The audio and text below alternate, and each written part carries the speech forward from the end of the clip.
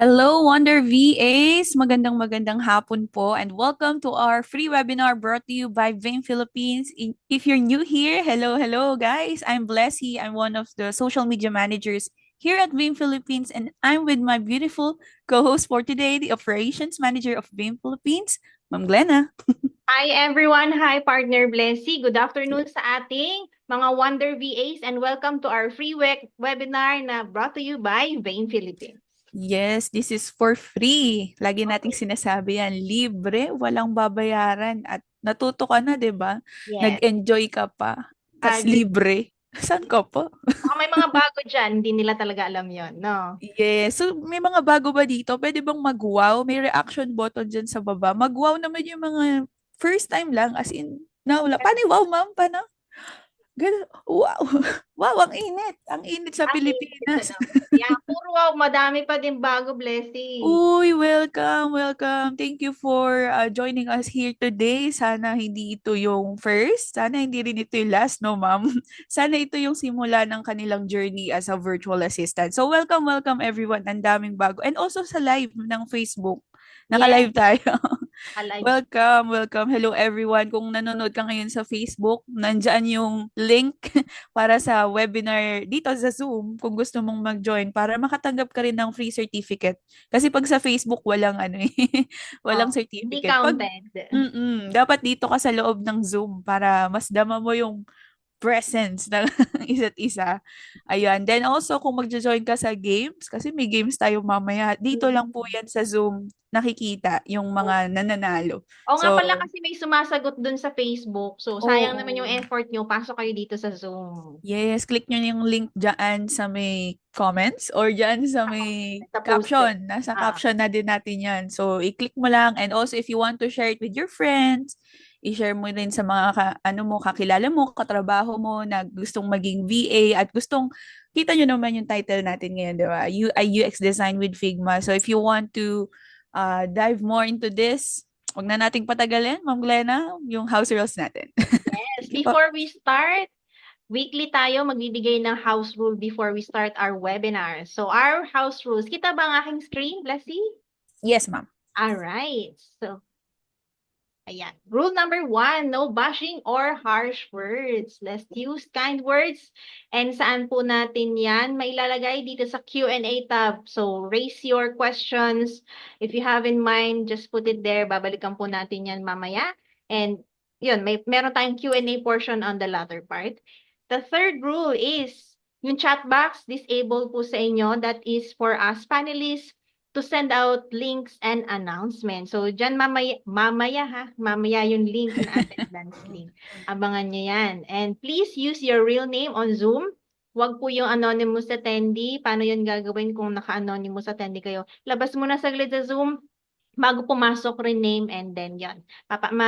Makikita na namin yung pangalan ninyo. Hmm. Bakit? Kasi kapag kunwari may mga questions kayo, para alam nyo na yung question na sinasagot ng ating speaker o kahit kami, alam nyo na yung question nyo yung sinasagot namin. And most importantly, kung magpa-participate kayo sa game mamaya, mababanggit namin kung sino yung mga winner. Kasi kapag anonymous attendee lang, sa next time na nakasagot. Okay? Rule number 4. Stay until the end of this webinar for you to get the attendance link that is yung pinagbabasihan namin kung sino yung mga nag-start ng webinar up until the end. So, yun yung mabibigyan natin ng certificate, okay? So, next is, don't worry dun sa mga latecomers or kapag may mga part na hindi naiintindihan, pwede ninyong balikan kasi ang ating webinar ay recorded. And it is posted every Wednesday sa ating YouTube channel. Kapag hindi pa naka-subscribe sa YouTube channel, hindi nyo alam, don't worry. Share namin ang link sa aming mga socials dito sa ating chat box mamaya. May mga magtatanong na, nakikita po ba kami physically or virtually? Hindi po. Makikita lang namin yung pangalan ninyo na nandyan. Okay lang kahit naka-open cam kayo dyan, hindi po namin kayo makikita. Basta mag-chat lang kayo sa Q&A. Everything will be seen by the panelists. Okay? So yan, guys, happy learning. Yes, thank you Ma'am Glenna for sharing the house rules. So, yun guys, baka may mag-chat dyan na nag-follow Attendance. up na attendance. Kakasimula pa lang attendance. Focus tayo sa topic natin ngayon. Kasi yun naman ang heart ng pag-uusapan natin today, 'di ba? Kita nyo na sa screen namin, UI UX design with Figma. Sobrang gandang ano to, niche. Sobrang gandang topic na pag-uusapan and for free nyo lang na mapapakinggan, 'di ba? Sa iba to may bayad. Sa iba medyo mahal talaga yung mga courses. So this is all for free. So let's take this opportunity na sulitin yung bawat learnings na makukuha natin sa speaker natin for today. And sobrang excited kami at masaya kami na kasama namin siya dito ngayon. So let's i-welcome na natin agad-agad yung speaker natin at wag na nating patagalin. So, yung ating speaker for today ay may expertise talaga pagdating dito sa topic na pag-uusapan natin.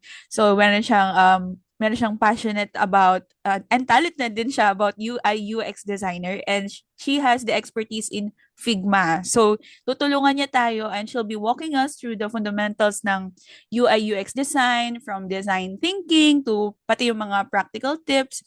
And even baka ituro din niya yung live demonstration on how to use Figma para mas mabigyan tayo ng idea kung paano ba natin to gagawin, especially sa mga aspiring virtual assistant na nandito ngayon, sa mga also may experience na rin to have a refresher. And ayun guys, sobrang masaya kami na kasama natin yung guest speaker natin for today. So kung nag-wonder ka kung paano gumagana yung mga website, yung mga apps, from sa mga sketches to polished screens. So if you're curious about how to start your design journey, ito na yung perfect na speaker natin for today at yung perfect na session para sa ngayong webinar. So guys, wag na nating patagalin. Let us all welcome and let's give a warm virtual welcome sa ating guest speaker for today. Hindi siya magbubukas ng camera. Hindi siya magbubukas ng microphone hanggat hindi niyo siya binibigyan ng heart, applause, celebrate. Wow, wag lang yung sad. Let's all welcome our speaker for today, Ma'am Majel. The floor is all yours, Ma'am. Ayan, welcome and good afternoon, Hello, Major. everyone. Ayun no, pretty naman ni Ma'am. So fresh. Hello sa mga Wonder VAs dyan and mga Yeah. future and aspiring UI UX designer. Ang dami Yes. nating participants ha. I'm really excited to share with you my journey on how I became a professional UI UX designer and earning 6 digits a month on my first I think first month as a VA UI UX designer. So later, I'm gonna show to you and I'm gonna discuss ano ba yung mga tips paano agad kayo makakakuha ng mga premium clients. And mga yung lalo na yung mga beginners dito na aspiring UI UX design, ipapakita ko sa inyo bakit ba maganda itong field na ito. And bakit ba, sabi kasi sa research, it will be really in demand in the upcoming years. Yes. So, ngayon pa lang, tuturuan ko na kayo how you're going to start kasi maybe in the future, magiging professional UI UX designer din kayong katulad ko. Yes. Sobrang excited na ng mga Wonder VAs. Pero before that, ma'am, pwede mo hingin ng konting ano lang, konting story, backstory lang. Kasi syempre sobrang curious nila, lalo mga aspiring na nandito ngayon. Konting story lang ng paano nyo ba natagpuan tong ano na to, ma'am? Itong niche na to on how you start this journey. Kahit slight lang. Before, nung bata po talaga ako, artist na ako, and I really love designing. But, nag-college ako, yung course ko talaga, information technology. Kasi dati, dream ko yung mga architect, designer, pero pinili ko yung IT kasi syempre sabi daw in demand, and in the future, madami daw na works about sa IT. Sabi ko, kung gusto ko maging, ito yung passion ko, and ito yung technology, paano kung i-mix ko yung dalawa? Tapos yun yung sa journey ko na realize ko, nag-start ako as a developer, pero na-realize ko sa journey ko na mas gusto ko mag-design and what if gamitin ko yon. Nag-try ako sa web design, application development, sa WordPress, pero mas napili ko si UI UX design kasi parang specialization siya. Sabi nga nila, kung gusto mo daw maging successful, you need to be really good at something and find your specialty. So, nakita ko, nagre-research ako na yung UIX design, bukod sa high-paying job siya, and meron din akong sariling expertise and branding for myself na pwede ko i-offer sa iba. So, ngayon, halos 6 years na din ako sa development and design field, but I have working as a freelancer for just a few months na may mga high premium clients. Pero before, UI UX designer na ako. Pero ngayon sa freelancing, kasi dati sabi ko, designer ako, pero what if I look for international clients? Ano Mm. kaya yung, magta-try lang, di ba? Kasi Oo. hindi ko naman, di ka talaga, like itong mga participants natin, maybe, kayo takot kayo sa una, hala, anong gagawin ko? I-try ko nga. My Mm. tip is for you to try now. Kasi malay nyo, makita ninyo yung, ito talaga yung passion ninyo. At probably magiging strength nyo din siya in the future. So ngayon, I'm really happy na it's been a long journey then for me na nag-learn talaga ako from the start. Mm. And I hope later then after the end of this training, mas madami kayong matutunan sa akin. Ayan, thank you so much, Coach Bijel. Ayan, excited na ang lahat to start this topic for today. So the virtual stage is all yours now. You may now share your screen. Okay, thank you so much. So I will be sharing my screen. Okay. Yan. Nakikita po ba? Okay? So Yes po. excited na ang lahat. So good afternoon again. I'm Machel Belarma. I'm going to discuss to you UI UX design essentials with Figma. And before I start discussing the topics, let me ask you, sino ba dito ang mga designers na or meron ng idea sa UI UX design? Meron ba dito? You can raise your hand. Meron ba? Wala pa? Meron dito, may isa. Sino naman dito yung mga kaka-start pa lang mag virtual assistant and parang nakita nila na may future sila sa UI UX design? Can you react with a heart? Okay? So mga madami din yung mga UI UX designer, yung mga aspiring din, meron din. Okay, so it will be your opportunity to get to know UI UX design. So I will be starting this. Okay.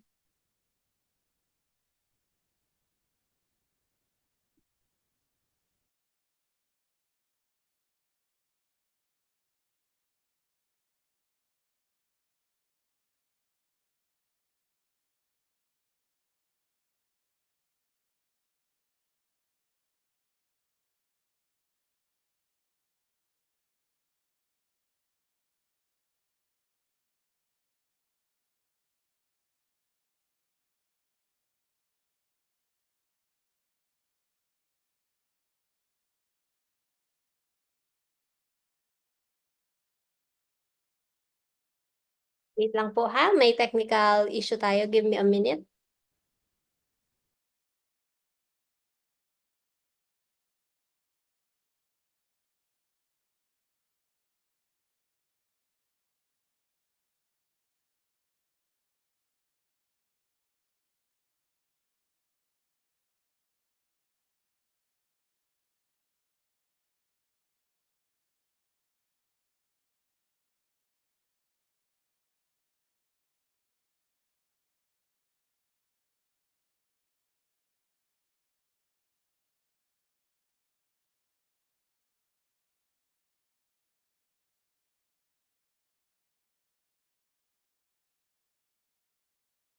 Okay, so I'm back again. So let's start with the UI UX design essentials with Figma. Sorry for the technical issue. So ready na tayo? Okay. So yan. Tingnan nyo yung screen. Ano yung nakikita ninyo? So you have seen a picture of a website, di ba? Yung www.artgrand.net. Ano yung una ninyong experience with that design? So medyo clutter siya, di ba? And imagine yourself, gusto ninyo magbili ng bike or ng ibang sasakyan, pero yan yung nakita ninyo, ano yung mafe-feel ninyo? Diba, para kayong ma-overwhelm. And ako kasi before, nung nag-try ako magbili online, kapag ganito yung mga nakikita ko, parang ayoko na bumili dito, I close the website right away. So, ganun yung feeling natin. So, if you are a designer, paano mo kaya siya i-design na para sa akin as a user, mas may enjoy yung pag-browse ko ng products? How about this? So, for example, you are looking for a book online and gusto nyo maghanap ng about food na mga books. And syempre, hindi nyo nakahanap agad kasi parang cluttered yung grouping, di ba? And another thing is, gusto nyo din maghanap ng plant online. Okay? And hindi nyo makita yung button. Paano ko ba siya? Asan ba dito? Ano nang gagawin ko? Paano ba ako mag-search? Paano yung hinahanap mo ay aloe vera plant? Saan ka ba pupunta? So kapag hindi mo nakukuha yung good experience, ang mangyayari, you don't have that good experience, di ba? So that is where UI UX design comes. As a UI UX designer, dapat hindi tayo nag-iisip more on sa gaano kaganda yung design, but paano si user nag-i-interact sa isang website or application. Did you know that 88% of online consumers are less likely to return to a website after a bad experience? So, isa ka ba dito sa mga consumer na kapag pumupunta sa ibang website, ay kino-close nila or nagbaback sila kasi hindi nila mahanap yung gusto nilang hanapin? So, yan yung mga problema sa ibang mga businesses and agencies. They have to create a good website where users will interact with that website to convert. May tinatawag tayong mga high conversion rates. So that's why, as a UI UX designer, this is my work, or this is my project. Tingnan ninyo yung design.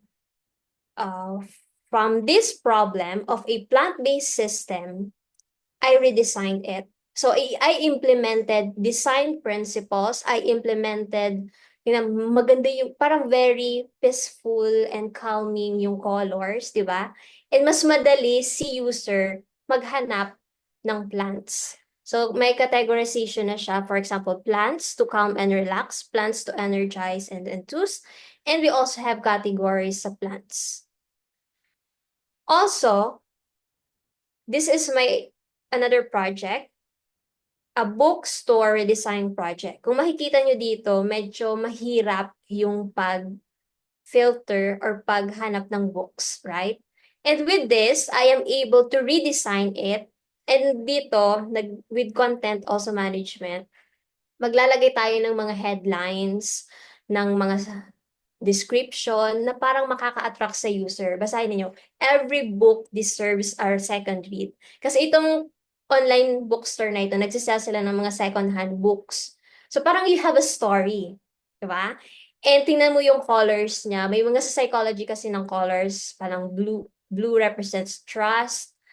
And very perfect siya for this brand. And meron din dito ako naglagay ng link sa Lazada and Shopee, and mas madali yung collection or categorization ng books. So, ganun po yung idea ng mga possible ninyong gagawin in the future if you pursue UI UX design. So, you have a problem from a client. Si client may problema, gusto niya ba i-redesign yung website niya? Gusto niya ba mag-create ng bagong website? And ganun po yung gagawin ninyo. So for today, I'm going to discuss to you the basics of UI UX made simple. Remember, basahin natin sa baba. Good design is felt, not just seen. Ulitin, good design is felt, not just seen. Akala ng iba, kapag UI UX designer ka, gagawa ka ng maganda lang. Pag ang ganda ngayon nitong graphics, ang ganda nitong color, ilagay natin, basta maganda. Sa UI UX design, hindi enough ang maganda. Sabi nga ng iba, dapat beautiful inside and out. So, dapat yung kagandahan din sa UI UX design is felt. Ibig sabihin, ano yung naramdaman ng user nung nakita niya yung design. And hindi lang sa pagkita, nung ginabit niya yung website or yung application. So yun yung UI, UX. Okay, so just a brief background on my journey as a UI UX design. So this is my current portfolio. And as a UI UX designer, gusto ko kasi meron akong tagline. So I design your success. So this is what my clients look at first when they contacted me and hired me. Because as a UI UX designer, kasi po sa VA, di ba kayo you are as aspiring VA. And minsan kasi mga may misinterpretation na bakit nga gusto mo maging VA? Sabi ng iba, kasi gusto nila nasa bahay lang or gusto nila mataas yung sweldo, hindi na sila. So it's more on just work, di ba? But as a freelancer, as a VA, or just as a someone who really wants to work, we need to work not just for just income, but we need to work to help others. Kasi kapag yun yung inner goal natin or objective, na we want to give value to others, then they will also give value to us. Yan yung secret ko kung bakit nakakuha agad ako ng mga premium clients, especially during the interview and my proposal. Because yung una kong sinasabi sa kanila, if you're going to get me as your UI UX designer, this is what I'm going to provide to you. As you can see on my portfolio, I can help with your website. I can redesign it to also elevate your digital presence in order for you to have a better user experience. So that's what I'm capable of. Kapag yun yung napaiwating mo sa mga clients mo or sa future clients mo, then they will know your value and they will offer you a high-paying rate. So yun yung palagi ninyong intindihin. And also, kapag hindi pa kayo masyado confident, sabi mo, paano po ako makakagive ng value? Nag-start pa lang ako. So yung sa journey ko po sa UI UX designer, hindi siya madali. Nag-abot din ng years para matutunan ko siya. And mamaya, tuturo ko sa inyo, ano ba yung ginawa ko sa years na yon para maging magaling na UI UX designer. Kasi dito sa pagiging virtual assistants, hindi lang talaga enough yung marunong ka. Dapat magaling ka. Kasi kung mataas din yung pangarap mo, gusto mo makakuha ng high-paying rate, kailangan mo talaga galingan. Okay?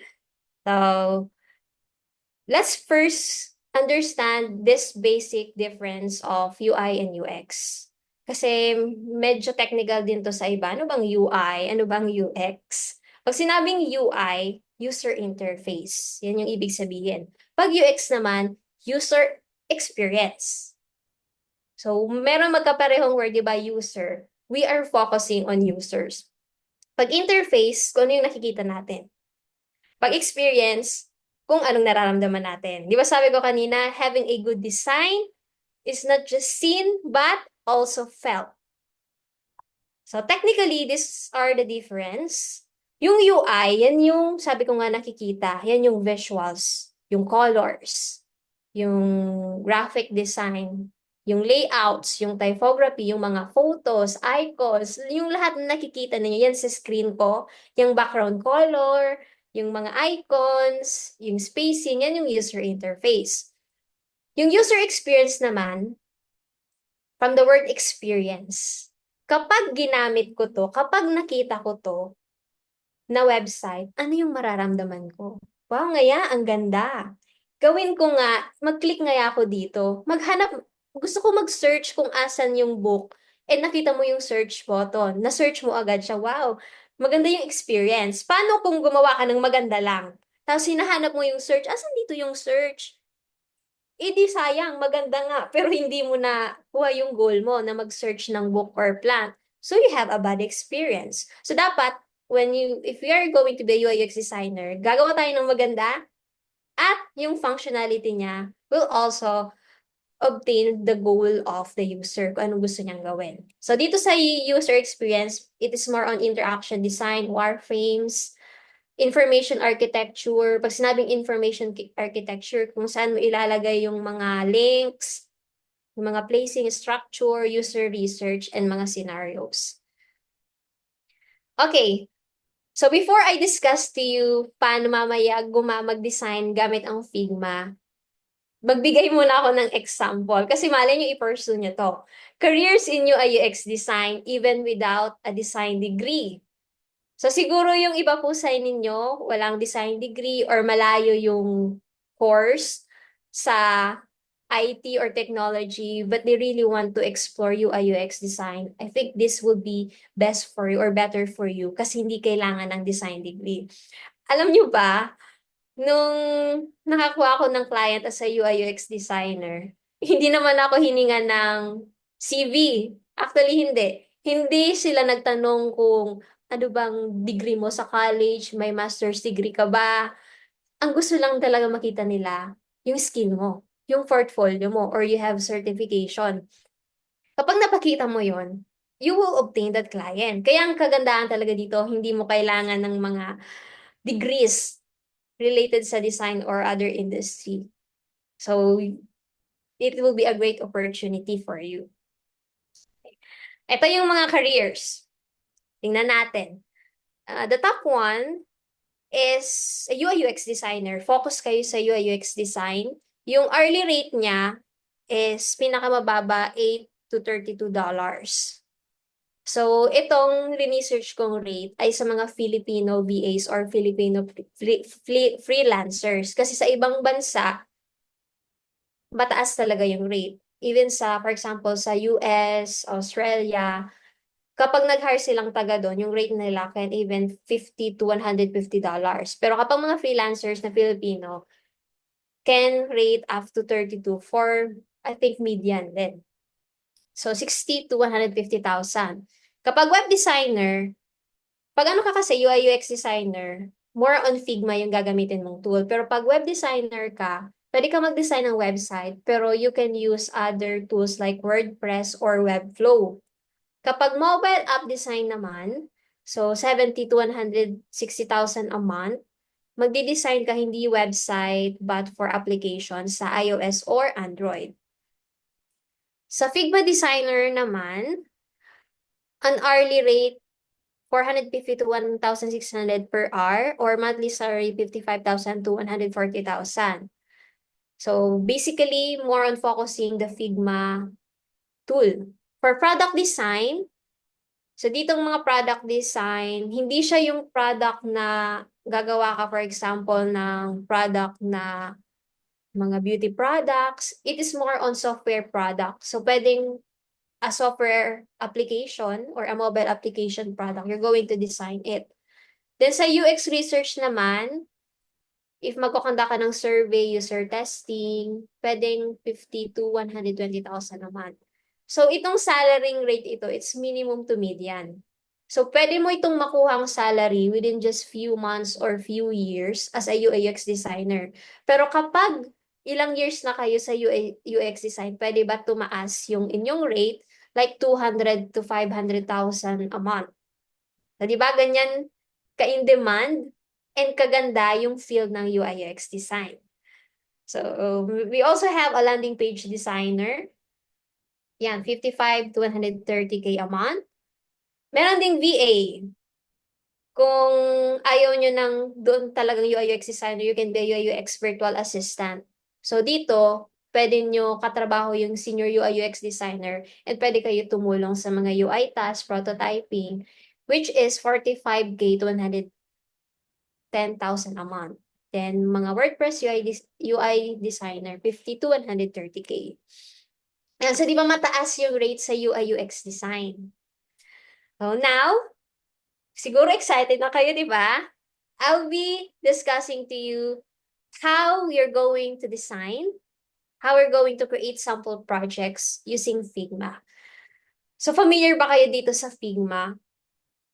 Si Figma, siguro yung may mga UI UX designer na ditong gumagamit, yung iba hindi pa masyado.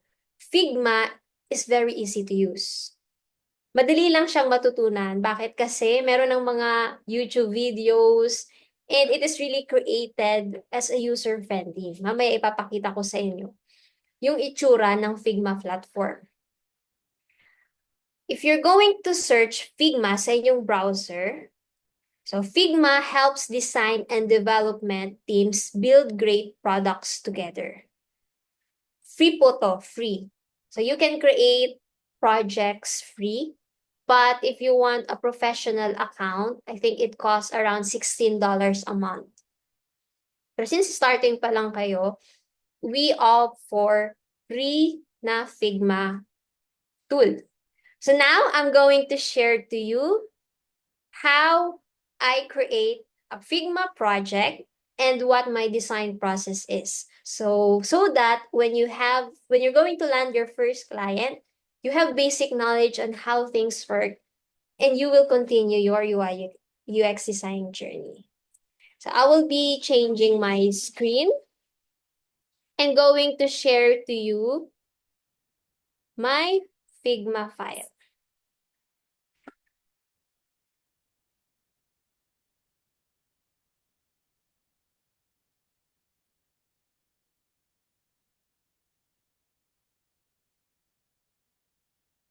So, ayan, habang sineset up ko, I think excited na yung iba dyan. Makita kung paano mag-design using Figma. Okay. Ito na. Okay. So, as you look at the screen, this is the interface of the Figma workspace. Actually, yung paggamit ng Figma, parang Canva siya. Yung mga tools niya parang Canva. It's very easy to use. Maybe you just drag and drop components and elements and organize it. But yung pagkakaiba kasi ng Figma sa Canva, si Figma, mas madami siyang functionalities and pwede ka mag-prototyping. Makikita mo talaga yung design mo sa web screen, sa mobile screen, compared sa Canva. So dito sa Figma, makikita niyo yung mga recent projects ko. And here, I can create multiple projects.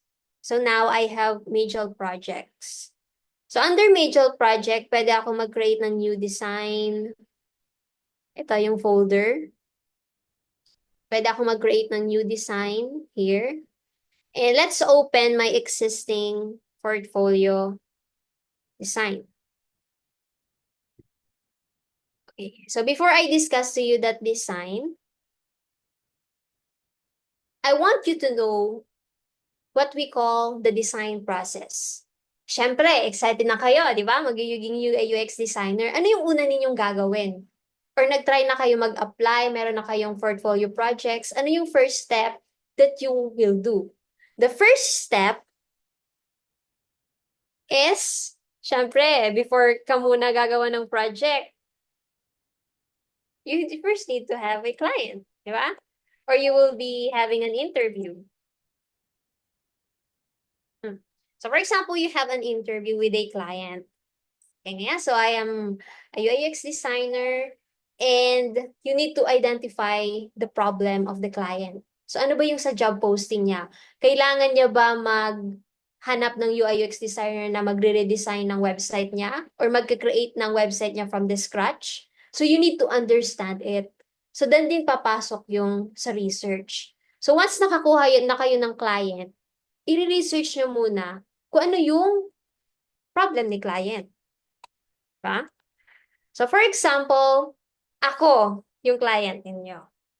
And hinire ko kayo na maging UI UX designer.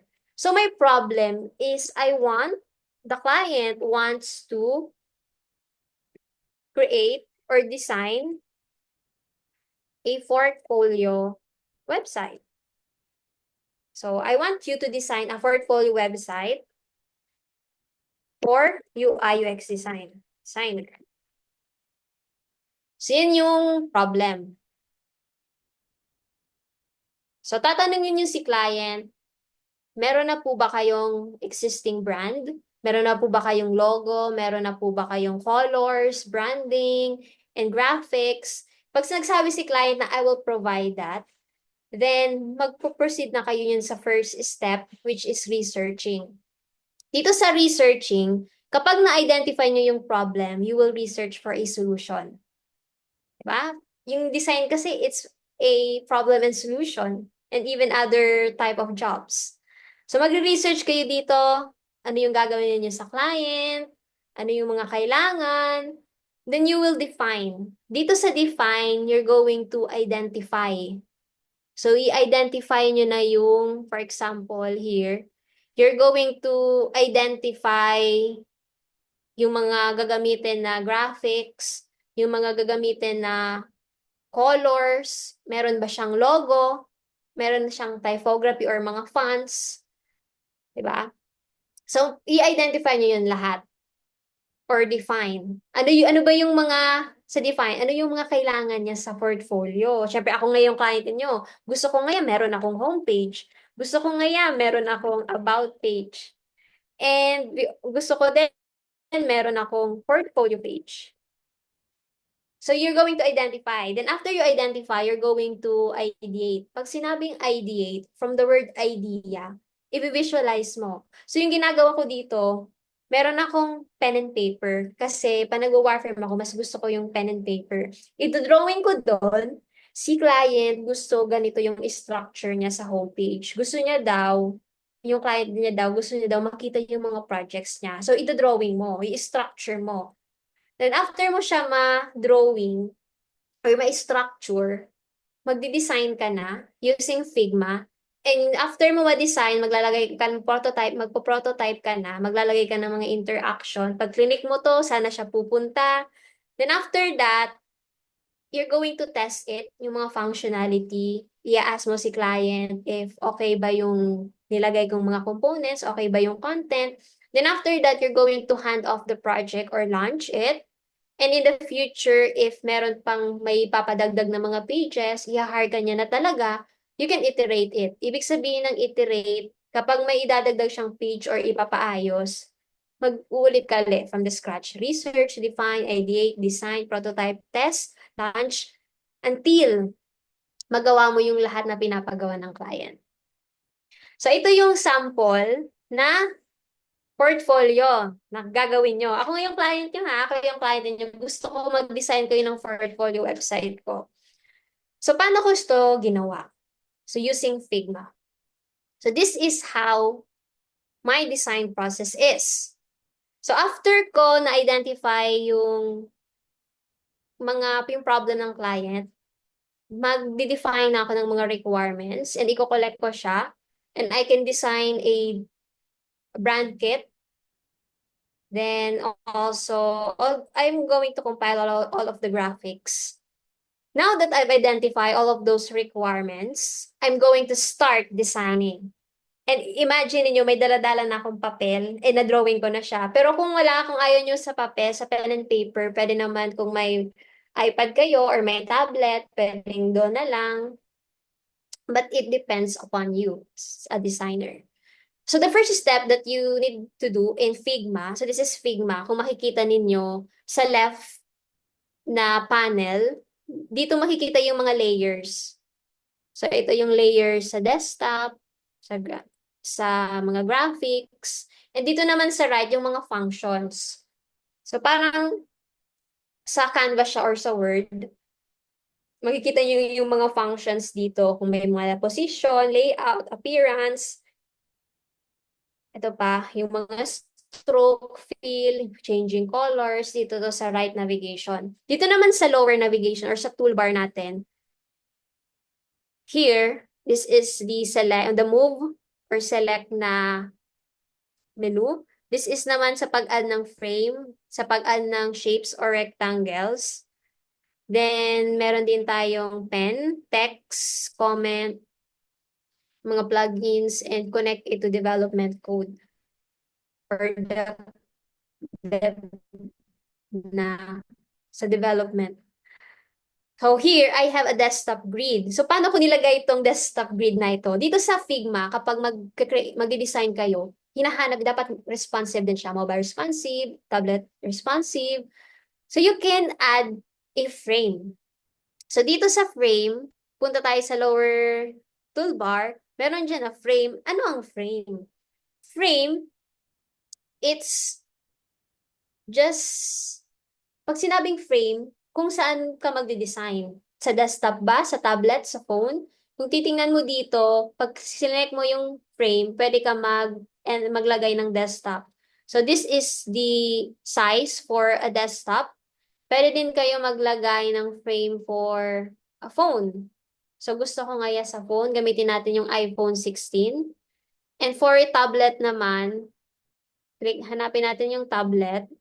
So itong iPad Pro 11. So dyan na kayo magdi-design sa frames.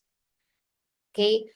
So we have different frame sizes. But first, we will design it using a desktop or sa laptop. Kapag nagdi-design tayo, very important yung alignment. Kaya tayo may tinatawag na columns and grid system. Dito sa grid system, kung makikita ninyo yung mga columns na naka-color red, dyan natin ilalagay yung mga components. Bakit may spacing sa left? Bakit may spacing sa right? It's also one of the rules in design, yung spacing. Then, pero nakasetup na tayo ng grid. Paano ba yun mag-setup? So, i-click nyo yung frame and meron tayo ditong layout grid. Pwede kayo mag-set ng columns. So, dito, nag-set ako ng 12 columns. Dito, sa desktop, kailangan 12 columns. Yun yung default na ginagamit. Kapag mobile naman, 4 columns. Kapag tablet, can be 8 columns. So, iba-iba yung columns niya. Dito naman, yung margin, left and right, I use 140. Yan kasi yung common na ginagamit, 140 pixels. And yung gutter, pag sinabing gutter, yan yung spacing sa grids. So now that I have placed my frame, ready na ako mag-design. So meron na ako papel. Ito na, magde-design na ako. Yung una kong sunod na step na gagawin is creating a wireframe. Nakikita nyo ba yan? Yung mga pagkakamali kasi sa UI UX design, nagja-jump agad sila sa high prototyping o yung magandang design. Nandun na lahat ng colors and graphics. But before creating a high fidelity design, may tinatawag tayong low fidelity design. From the term low fidelity or wireframe, ibig sabihin, yung dinrawing mo sa papel, from step ideation, ilalagay mo siya dito sa wireframe. Pero, more on gray colors and wala pang content. So dito, i-wireframe mo lang kung ano yung itsura niya. So, yung gusto ngayon ng client namin, may menu, may logo, tapos dito ilalagay yung picture. So parang naglalagay ka lang ng shapes. Then dito naman sa left, maglalagay ka ng title, ng description, and a button. Tapos gusto ngayon ni client, meron ditong mga logos. So yung mga logos na mga nagawa niya, na-designan niya ng website, gusto niya din ng section ng About Me section and a section for latest project. So paano ba ito ginawa? So I'm gonna show you kung paano yan ginawa. So, syempre, na maglalagay ka ng shape. So, dito sa toolbar, sa baba, maglalagay ka ng rectangle shape for, ito nga sa top navigation. Tapos, gusto ko naman maglagay sa section sa hero section. So, parang nagka-canva ka lang, no? Nagda-drag and drop ka lang ng shape. Madali lang itong gawin. So, you're just going to resize it. Palitan mo ng color. Yan. Tapos gusto ko maglagay dito ng picture. Parang nagda-drawing ka lang. From papers, naglalagay-lagay ka lang dito ng mga elements. And mamaya na yung mga spacing niya. Basta i-wireframe mo lang kung saan ilalagay yung mga components. So yan, maglalagay ka ng mga shapes. Yan. Same din, magko-control C, control V. Halos pareho lang naman siya sa ibang tools. Control C, Control V, di ba? And pwede din maglalagay ka na ng shape, tas text. Pag maglalagay ka ng text, i-click mo yung text na icon sa toolbar and click dito sa frame. And you can just type title. And click the title and you can change the font size. Punta ka dito sa right navigation. You can change the font style. the size, ha? Meron ditong alignment katulad sa Word, di ba? Magaling kayo sa Word. Meron na left alignment, center, align middle, meron ditong letter spacing, line height, you can change the color. Di ba? Same, you can add description. Ganun ang kadali. Pwede din ditong shape na circle. Yan. Lalagay ka ng circle kasi gusto mo sa picture circle. Ha? Another tool here na maganda sa Figma ay yung tinatawag na auto layout.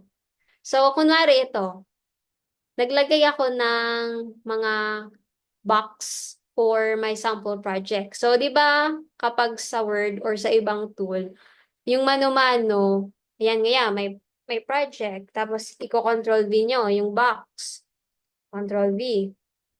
Tapos, hindi siya aligned. Di ba? So, magmamano-mano kayo. Yan. Di ba minsan sa Canva din yung mahirap? Pag magmamano-mano ka, mag-align, spacing, para magpantay siya. Dito sa Figma, you have what we call auto layout. So, you're just going to select all of the boxes. Then, dito sa layout, i-click ninyo tong auto layout and automatic na siya nag-align. And you can just change yung spacing niya sa gitna. So, pareho na siya, nag 50 pixel, and gusto ko 24 pixel. And, ang kinagandahan dito, di ba sa loob nito, na frame, may tatlong box. Kung gusto ko mag-add, Ctrl-C, Ctrl-V, automatic na siya. Di ba? Parang magic, automatic na siya, dire-diretso, hindi mo na kailangan mag-adjust pa ng mga boxes. And kung gusto mo naman bumaba siya, so ang gagawin natin, pwede natin, yan, i-move to. Tapos meron dito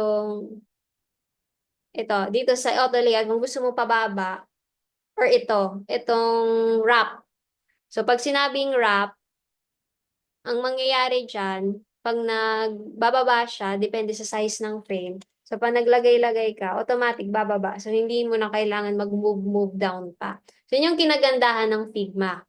So, parang nagdi-design ka ng applications. Kung gagawin mo siyang mobile, madali lang. Diba? Kasi nag-auto layout na yung mga components niya. There are a lot of things to explore here in Figma, but syempre hindi enough yung time natin. That's why mamaya, I'm going to show you ano ba yung mga free na mga tools and resources na pwede ninyo puntahan para mas madali nyo matutunan yung Figma. Okay. Here naman sa Wireframe, for example, nagawa ko na siya. I'm going to show you ano na yung kinalabasan. So, i-show ko lang. Yan, di ba? From the wireframe, pwede ko na palitan ng color. So, kunwari, ito, palitan na natin ng color based dito sa, ito na ngayon yung color palette na gusto ng client. Yan. Ilagay natin dito. So, ito yung color ng client. Sorry. So, yun yung color. Ito, remove natin dito. Yan. Then, just change the color. Pwede nyo select yung fill. Di ba sa fill, pwede nyo siya palitan. But using the eyedrop tool, ito yung eyedrop tool. Ibig sabihin ng eyedrop tool, you're going to select a color from other components and yun yung gagayahin niya. So, ito. For example, ito. Diba? Tapos, ito naman, I'm gonna change this color. Tapos, pwede kong gamitin yung eyedrop tool. Diba? So, kung ayaw niya naman mag-eyedrop tool dito, pwede nyo siya ilagay sa library. For example, itong color. Yan, meron ditong add library. Pag sinabing add library, isi-save nyo yung color para pwede nyo siya gamitin paulit-ulit. So, pwede ko siya i-add as color brown. Diba? So, color brown. So, kapag ito, mag-change ako, pwede ko lang i-select yung sa libraries. Tapos ito, nakasave na siya. So, pwede nyo siya gamitin sa lahat ng components ng project ninyo. Pa? So, pwede nyo napalitan yung content, yung button, pwede nyo palitan yung radius niya dito sa appearance, corner radius. Then, dito, pwede kayo maglagay ng mga logos. Katulad dito. Pwede nyo din to lagyan ng picture, change the content, the button. Yan. So, sample natin dito ilagay yung logos. For example, ito yung na-collect ninyong logos. So, pwede nyo siya ilagay dito. Yan. Automatic siya. So, for example, nandyan na, Ctrl-V, Ctrl-V, Ctrl-V. Tapos, i-remove na natin yung iba. So, automatic na nalalagay dyan yung mga logos. So, pwede nyo rin dyan ilagay yung picture na nakuha ninyo sa portfolio. So, ganito lang kadali yung Figma. Ilalagay natin dyan yung picture. Diba? Tapos, pwede natin palitan yung background niya. Katulad dito. Yung sa radius, ito, diba pwedeng 100, 200. So, kung gusto niyo sa taas lang, gawin natin 0 sa lower left and lower right. Diba? Ang dali lang. Then, just change the content. Pwede nyo ilagay dito yung logo. For example, ito. Ilagay natin dito. I-remove na natin to. So, yan. Just change the name of the menu. Gawin natin na about. And ito naman ay portfolio. Tapos, palitan mo nyo yung content ng button. Like, book, all. Yan. So, after nyo ma-design yung itong project sa Figma, ang kinagandahan dito compared sa other tools is you can use prototyping. So, dito sa prototyping, if you're going to click this frame, ito na yung finish page natin. Dito sa upper right, i-click niyo itong %. Ito parang play button. So, once na-click nyo siya, makikita niyo yung prototype niya. Ano yung magiging itsura niya sa website. So, pwede nyo ito i-present sa client ninyo. This is my current design na for your review, if may mga changes pa kayo. So, makikita yan ni client. Diba? Parang website na siya. Brands I've designed for, about me, explore my stories. Then, pwede itong mga buttons i-link natin sa isang page. So, for example, gawa tayo ng close natin. So, gawa tayo ng page. Dito ngaya. Ito ngaya. Ilagay natin to dito. Tapos, maglalagay tayo ng this is the page for about. Or about page. Imag natin sa taas. So, this is the about page. Then, pwede natin i-link ito na button papunta dito sa page. So, palitan natin yung name ng page na about. Then, click the button and click prototype. Dito sa taas, may design and prototype. For adding links to other pages, click prototype. And kapag pinunta nyo yung mouse nyo dito sa button, may lalabas na plus na icon. And i-move nyo siya papunta dito. Okay. So, kapag click ko to na button, pupunta siya dito sa ibang page. So, let's try it. Click again homepage and click the %. Then, it is now loading. Once I click this, automatic, pupunta na siya sa about page. Diba? Ganyan lang kadali yung Figma. And kaya nyo siya matutunan within just few weeks. Sinasabi ko sa inyo, alam nyo ba, natutunan ko yung Figma just few videos sa YouTube. Then I just try to create a project. And yun na, you will learn along the way. Kasi minsan yung technique ng mga ganitong technical na tools, gumawa ka ng project, saka mo tutunan kung paano siya gawin. Kasi madami ka talagang matututunan along the way. So ito yung kinagandahan ng Figma tool. Okay? So after this, I'm going to show you the resources. I'm going to share again my Figma. Yan. I mean my Canva. Yan. Nakita na niyo yung yung example ng project sa Figma. Now, these are the next steps. How to become a UI UX designer. I'm going to discuss the free tools and resources, then how to build your beginner portfolio, and the tips for shifting into a UI UX career. Ito yung ginawa ko before.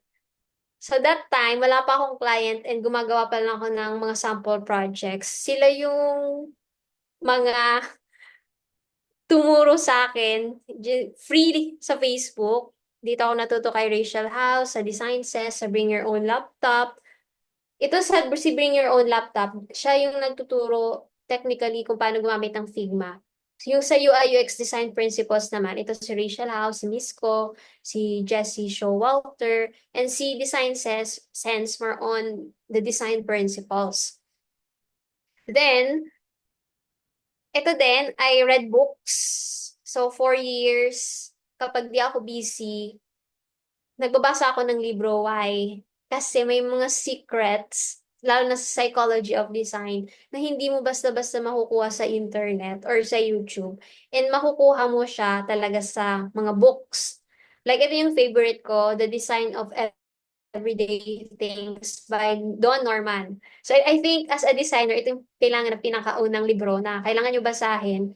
Dito kasi sa librong to, tuturuan kayo kung paano mag-isip as a designer sa psychology way, sa psychological way, paano nag-interact ang isang tao sa isang design. So kapag natutunan niyo na basics, mas madali niyo siya ma-apply sa UI UX design. Ito din, take online courses. Dito din ako natuto. Pinakauna kong tinake ng course ay yung Google UI UX Design Professional Certificate. Itong professional certificate, almost 6 to 7 months siya na course, pero natapos ko siya ng mga 4 months. Di mo agad kasi siya matatapos kasi may papagawa sa yung mga sample projects. And dito din ako naka-learn on how we conduct user research. Dito ako natuto na before ka daw mag-design, kailangan mo muna alamin yung user. Dito din sa Microsoft, UX Design Professional. Etong sa Coursera, libre siya sa trial na first month. Pero kung magbabayad ka sa platform ng Coursera, monthly, I think that's 1,000 plus a month. Pero worth it siya. Then sa Udemy naman, dito din ako nag-take ng course sa Figma. Certification. 599 pesos. It's a worth it na investment. Sa 1,000 pesos or 1,000 pesos plus, matutunan mo na yung basics ng Figma. But thankful din ako dito sa BAME kasi they offer free courses like this free webinars that will give users basic knowledge or on how we use Figma. But for me, syempre, as a UI UX designer, kailangan nyo talagang mag-invest sa mga courses para mas malalaman ninyo yung lahat ng mga functionalities and ibang mga secrets para mas maging magaling kayo. Yan yung tip ko, dapat maging magaling kayo para maging successful kayo. Meron din ng mga nag-o-offer ng specialization courses. Kasi ito, sabi nga kanina ni Ma'am Bless, may mga bayad. Kung gusto ninyo sa mga like sa CIIT, you can pay courses with UI UX design specialization in other companies. Also, dito din ako natuto ng mga mistakes. May mga, syempre kapag nagsisimula ka talaga, madami kang mga mistakes na may encounter. Lalo na yung mga una kong projects, hindi, talaga, yung mga first and second projects ko, hindi maganda. Very simple lang. Then, nung nag-join ako ito sa UX and UI designer community and other communities, nag-share sila daily ng mga tips. Paano ka ngaya mag-design ng card, paano ka ngaya mag-arrange ng mga components sa website. And doon ako natuto. Then the next step is nakapag-take course ka na, natuto ka na kung paano gumamit ng Figma, paano yung UI UX design. Very important si portfolio. Why? Kasi sa UI UX design, kapag wala kang portfolio, ang baba ng chance na makakuha ka ng client. I tell you that. Alam niyo po ba dati, gumawa ko ng portfolio, yung pinakita kong sample projects. Nilagay ko lang yung screenshot doon. Ipakita ko sa inyo. For launching pa kasi yung isa kong website, kaya dito ko muna nilagay sa Canva. And you can create, a beginner, you can create a portfolio using Canva. So dito ko nilagay yung portfolio ko, yung mga expertise kong tools, and yung mga projects ko. Kung makikita ninyo, yung pinakauna kong portfolio website, hindi ganito yung itsura. Nilagay ko ng picture sa portfolio ko and walang nag-hire sa akin. Sabi ko, maganda naman yung gawa ko, ba't hindi nila ako hina-hire? Nag-i-interview naman pero hindi ako nakaka-successfully gawa ng client. Yung technique pala sa portfolio, alam niyo kung ano yon? You need to tell a story. You need to show your design process. So, pinalitan ko siya. Ang ginawa ko, nagkwento ako. So, dito, bookstore website redesigning. Ito yung problem ng client. This is my solution. So, pinakita ko sa client that with my service, I am able to redesign or create a good design for their company. So, with that storytelling sa inyong portfolio, sunod-sunod na yung for interview ko, and I landed a client right away after the interview. So, yun yung secret ko para makakuha agad kayo ng client. Okay? So, the next thing naman is after you create a portfolio, ito yung mga tips. Start freelancing. So, maybe you are a VA, may mga ideas na kayo. Yung pinakauna kong client, nakuha ko siya sa Upwork. And guess yung story, kaka-create ko lang ng account nun sa Upwork. As in, walang history, wala akong previous client, wala akong previous earning, and nakakuha agad ako ng client sa Upwork. Sabi ko, ganun pala yung technique, gandahan mo talaga sa portfolio. And pa nag-interview, galingan mo. Then after that, sa Online Jobs PH, dito din ako nakahanap ng mga premium clients. Pag sinabing premium clients, yung mga high-paying, yung clients so they can pay you high for your service. Then, Fiverr, pwede din. Next is stay curious. So, kahit ngayon designer ako, madami pa akong libro dyan na babasahin, madami pa ako ongoing na courses, kasi dapat continuous yung learning natin. Lalo na nag-iiba-iba yung mga trends, di ba, sa design. Ngayon, yung may mga trends naman, yung, alam nyo iba yung Glassmore-Prism websites. Yung mga iba't ibang trends, yan. Nagte-trending tong Glassmore-Prism na designs. So, pwede nyo din to gawin sa Figma. You need just to learn continuously. Position yourself as a problem solver. You don't just make things look good. You solve user problems through design. Tandaan nyo to, as a UI UX designer, you solve. Hindi lang kayo nagtatrabaho para gumawa ng magandang website. you solve a problem. Kung nahihirapan yung mga user ng client mo mag-navigate sa website nila kasi clutter, edi mag-create ka ng design na hindi clutter. Mag-create ka ng mas madaling navigation sa kanila. Network. Connect with other designers or on LinkedIn or local communities. Sometimes your first job comes through a conversation, not an application. So I also have yung mga clients na minsan magkwento lang kayo. Magkwento-kwento. Like yung client na yon may website siyang ganyan, tapos nahihirapan siya, tapos ito daw, tapos you can provide your offer, your service. Na, I designed this. I can help you solve your problem. I'm a UI UX designer. So just build your network. Okay, so before I end this, I would like to share you a quote. So this journey takes time, but it's 100% doable, even without a design degree. So the key is to stay consistent, keep practicing, and put your work out there. Okay, so hindi siya madali ha, pero kapag magpo-focus kayo, kasi alam nyo ba, dati na ako nagde-design sa Figma, dati na akong may knowledge, pero parang nagdadalawang isip ako, sabi ko, nagde-design naman ako, pero makakakuha kaya ako ng client? So just do it. You also need failures. Nung mga unang application ko, madaming failures, maraming hindi nag-iintindi. Tapos na-realize ko yung pagkakamali ko, inayos ko agad, hanggang sa makakuha ko ng clients. And hindi ko ma-imagine na, wow, they really valued my work.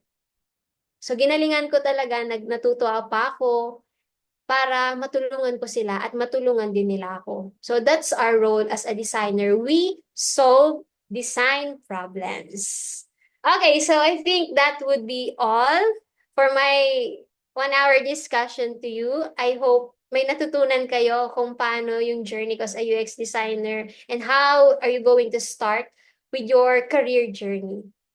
So before we proceed, I think I will move this platform to Ma'am Glenna and Ma'am Bless. Thank you so much.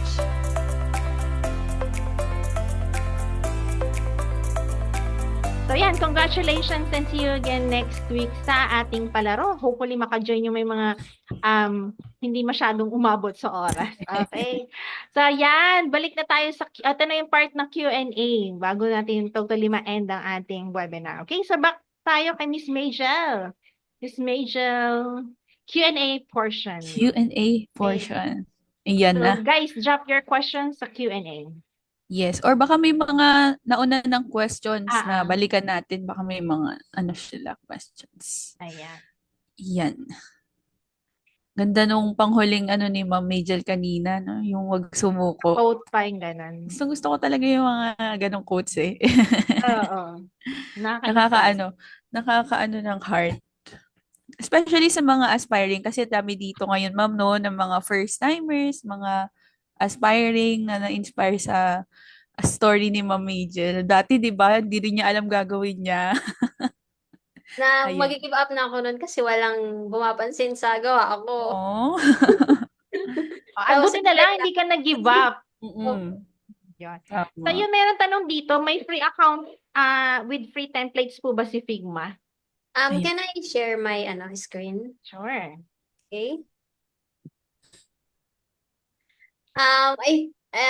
Before that question, may question kasi dito kay Rainier Montañez if Figma is a no-coding website development.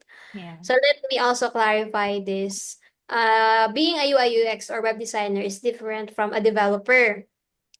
When you say designer, we just design. So more on what I have shown to you, the typography, color, but the developer's job is to translate or transform that design and develop it into a website. So that's not our job anymore. Then also, for the tools, the web design, UI UX designer can have basic knowledge in Photoshop and of course the prototyping tools like Figma, XD, or Sketch. But for editing codes and other web frameworks, that's the job of the developer. Okay. So another question, may free account with free templates po ba si Figma? So dito, sa Figma platform, you can explore different design templates. We have e-commerce templates na pwede niyong gamitin like food delivery templates. Mm. And if you're going to open that, ito na yung mga pages na madali na lang yan, Wow. yung mga components. But take note then, if you have a client na hinar kayo to work or design from the scratch, it's not ethical na Mm. gamit kayo ng existing template kasi you are paid on how you design from the scratch for their company. So basically, yung design mo dapat sa company lang yon. But if you have Mm. for just personal projects, you can use these templates to learn. But my tip is if you are new to UI UX design, mas maganda na gumawa kayo from the scratch. So Mm. these templates para lang mapadali yung design process. So next question naman, can we export from Figma to WordPress? Oo. Actually, yes, but it's not our job. Mm. So we Mm. have plugins like what if may client kayo na mag-design nga kayo then convert sa WordPress or convert sa other tools like sa Shopify, yung mga Webflow.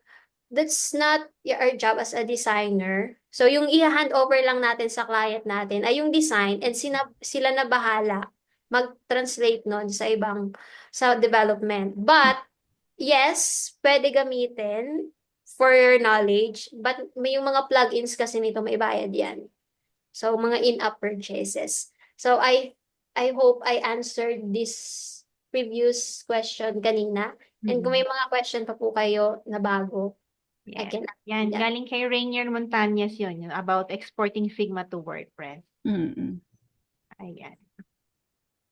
Ito po, may question from RV Faye Matienzo. Sa mga naging clients nyo po, usually po ba kasama sa scope of work, speaking of scope of work, yung nabanggit nga po, ang pagpo-provide ng website or domain name or separate po sa scope of work ng isang UI or UX designer? Okay po. Pag sinabing UI, UX designer, just design. But may mga instances kasi like web designer. Pag web designer kasi, minsan may mga clients na nire-require or naghahanap ng someone who can design using WordPress but may basic knowledge sa pag-host, for example, domain name. But depende yan sa inyo if you want to pursue UI UX design, focusing on the design, just the design, or if you want to be a UI designer with basic knowledge on domain. But it's not our job. We should know that. Ayun. May dagdag ko lang kasi may ibang client na naghahanap ng 2-in-1. At saka din meron ibang tao na kunwari, like for example si Majel, design siya, pero interested din siya into web development. So mag-upskill siya or mag-aaral din siya ng web development. Kaya pwede siyang gumawa ng design from scratch and siya din yung magle-live ng website. So may ganong client na isa lang gusto niyang i-hire pero 2-in-1 na yung kaya niyang gawin. At babayaran kayo ng premium amount. Yan. Mm. Ayun. Another question from Maria Lourdes Paulo. As a VA product lister in e-commerce, malaking tulong, ay kala ko question, malaking tulong daw po yung rebranding and product website. Yun ang ano niya. Nasabi niya, kala ko question. Yeah, tama naman siya. Oo, tama naman. Eto. Saan pa ba? Ayan sa portfolio, may question po si Jevi Mansano. How to build a portfolio without experience to land a client? Wala siyang experience. Baka daw po meron kayong advice on building his own portfolio po. Okay, let me share to you this story. So before ako nagkaroon ng portfolio, kasi isang malaking challenge talaga yun sa mga aspiring or sa mga VA. Kasi sabi ko, nag-try ako mag-apply noon. Sabi ko, mag-a-apply ako. Ready na yung application letter ko. Tapos hinihinga ng portfolio. Sabi ko, hala, portfolio. Sabi ko, gusto ko magkatrabaho. Ang ginawa ko noon, hindi ko minadali talaga. So sabi ko, may challenge ako sa sarili ko. Within 3 months, that's the time I will create projects. That's the time I will research. Then kapag ready na ako sa 3 months nagawa ko na yun, saka ako mag-apply. Kasi kapag ganun kasi yung mindset natin na mag-apply agad, so wala pa tayong na-build na portfolio, hindi talaga tayo makakakuha ng client. Sabi ko, sa 3 months na yun, anong gagawin ko? Then, sabi ko, maghahanap ako ng sample project na gagawin ko, like yung bookstore, saka Mm-mm. yung plant. Maghanap ako ng website na medyo clutter. Tapos gusto ko siya i-redesign. Mm-mm. Ayun, nag-aaral na ako Figma. Ini-screenshot ko yung mga pages na yon. Tapos doon na din ako nag-aral habang nagdi-design, nagtitake ng course. Sabi lang, paano to? Tapos nagbabasa ako ng libro, dapat pala ganito, ganito yung mga principles. Then sa 3 months na yon, nakagawa ako ng 4 na projects, personal projects. Then yun yung nilagay ko sa portfolio ko. Kasi take note din, you shouldn't put the design of your client in your portfolio kapag walang approval. Mm-mm. Hindi yun pwede. So yung mga pinakita ko sa inyo na nilagay ko sa portfolio, it's just my personal projects. Mm-mm. So yan, big mag-challenge din guys sa sarili Ang niyo. ganda nun. Oo, i-challenge yourself. Tapos may Maging may time frame talaga para talagang meron kang motivation. Ay, matapos ko to within this given time. Tapos yun, nilagay ko na siya sa portfolio ko. Wala pa din pumansin. Tapos na-realize ko nga na kailangan mag-tell ng story. Tapos provide ng service. Then inayos ko yun. Saka na ako nagkaroon ng client. Nag-ano ko siya, 3 months na building ng portfolio. Halos 1 to 2 months na trying. So, mga siguro 5 to 6 months na preparation, nakaland na ako ng client. Ayun. It Ayan. takes time talaga. When it's time, it's time. Yes. Okay. Medyo familiar ka ba sa sa system.io? Kasi may tanong dito, how do you transfer your design sample to system.io? Yung System.io kasi, it's also like a builder, like WordPress. So, yung mga ganyan kasing builder, WordPress, System.io, pwede mo siya ma-transform, pero may plugin. So, ang mangyayari dyan, i-open mo yung Figma, tapos mag-install ka ng plugin, kung paano nyo siya i-convert, pero may mga bayad din. Pero sabi ko, it's not our job anymore, but if you want to upskill, you need to learn how to do it.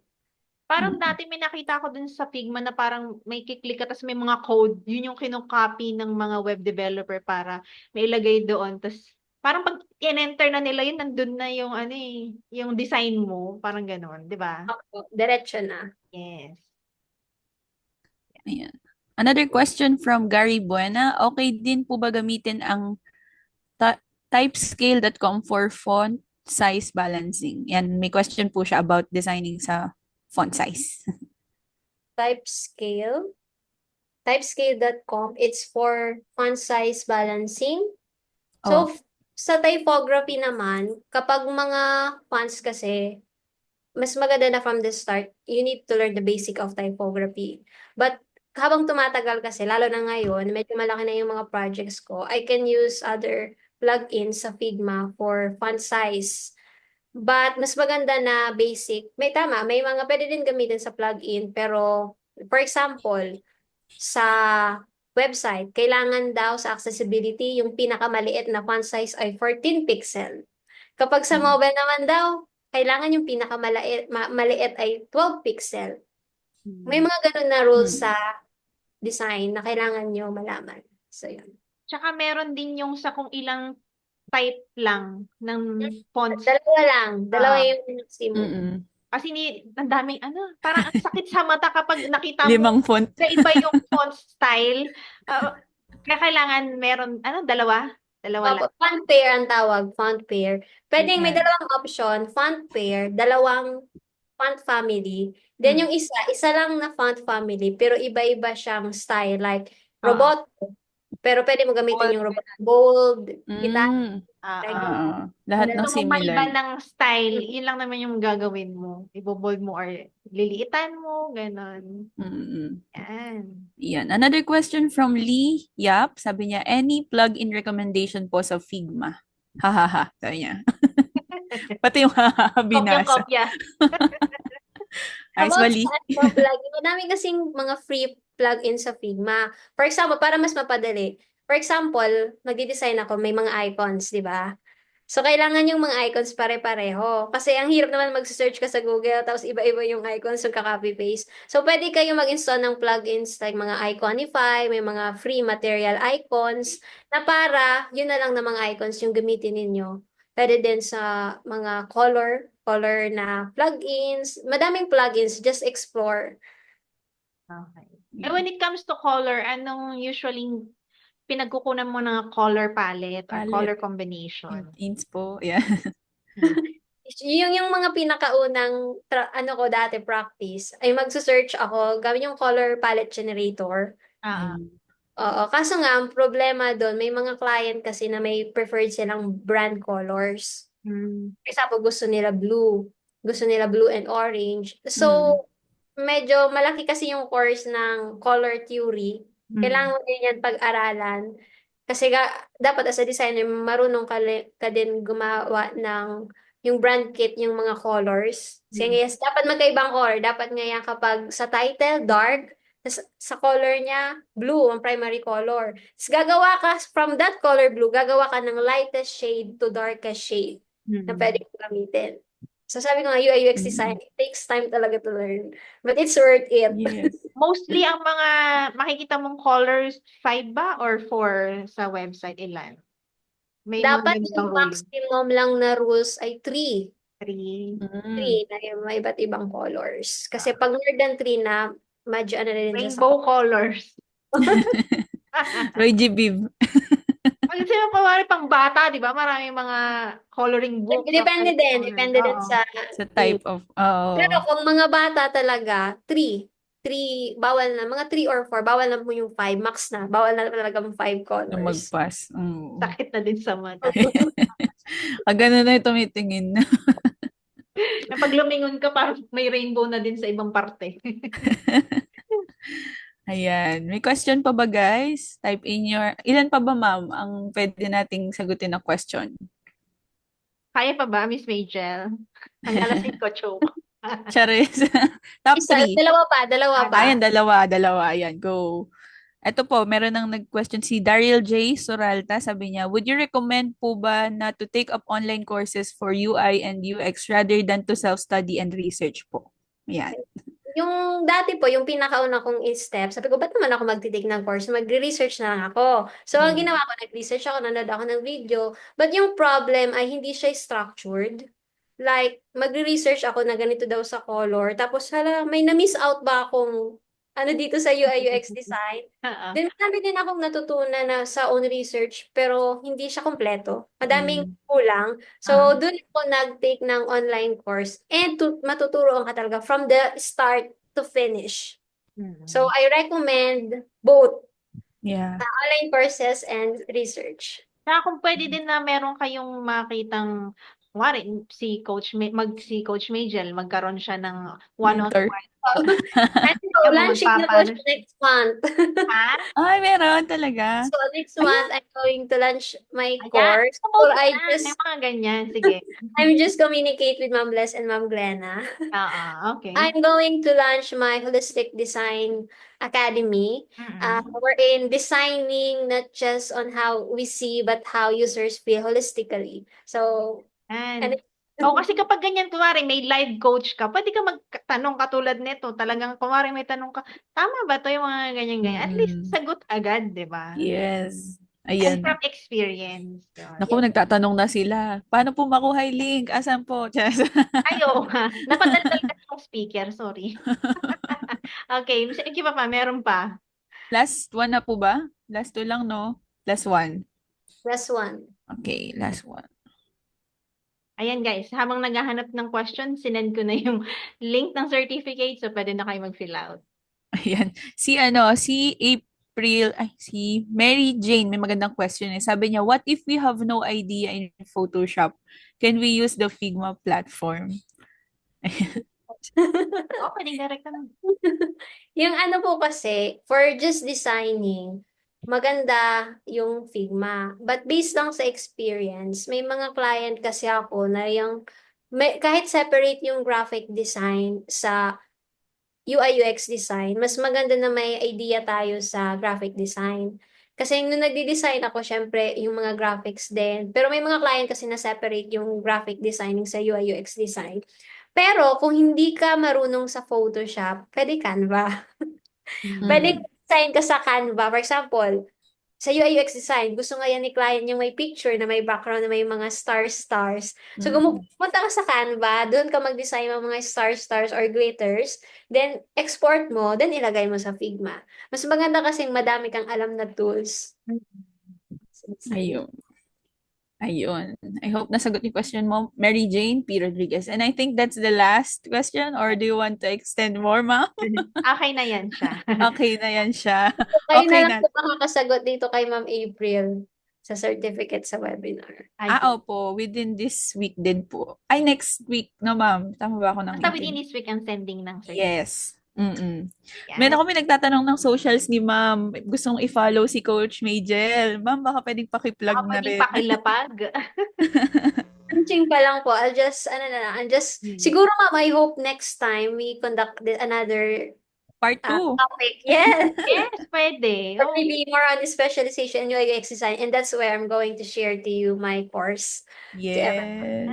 Ay, Ayun. Abangan. Mga mga designers, future designers. oo. Ayun. Kulang talagang oras natin. Yan.